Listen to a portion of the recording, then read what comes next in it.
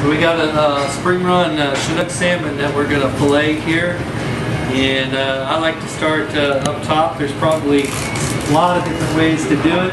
I take my scimitar and run it right down the spine, and then it ends up getting a nice fillet like that.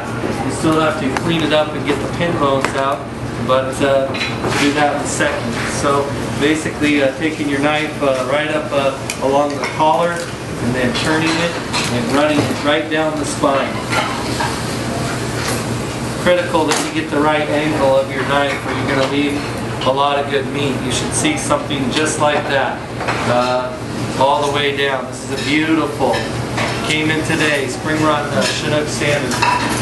And then we add the bones to the compost, good for composting. Now we're going to fillet it. So the first thing I do, clean up the sides, and I'm going to take all the rib bones out.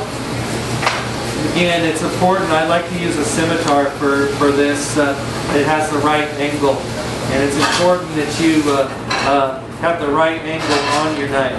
Now I'm going to take out the belly meat. You can actually turn that into like mousse or jerky or something like that.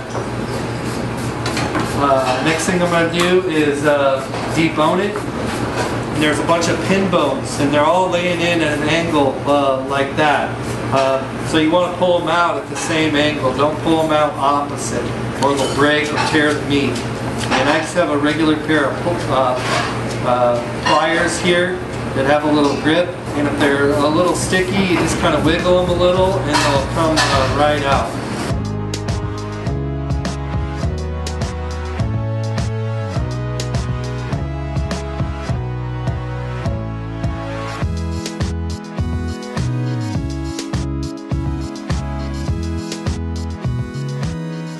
There we go, all the pin bones. Next thing we're going to do is we're going to take the skin off, because nobody likes to eat the skin. Basically, I start from the tail and work down to the head. I cut a little area to where I can hold it, and the angle of your knife again is the most important key. And then I just hold on to the skin while I'm pushing my knife through. And that way I get a huge piece of salmon skin. Now the next thing I like to do, there's a lot of different cuts you can do for salmon. Some people like bigger cuts. Here at the restaurant, I like to do what is traditionally known as pave cuts, because I think that they cook more evenly, and that's important to me.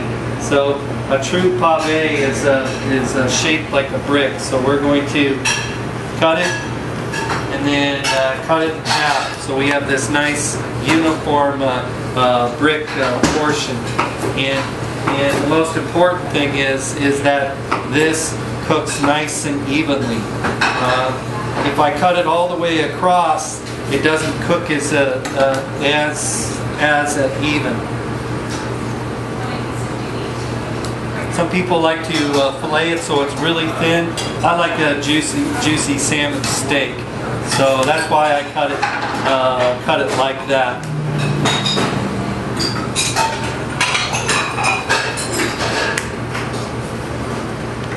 And there you have it.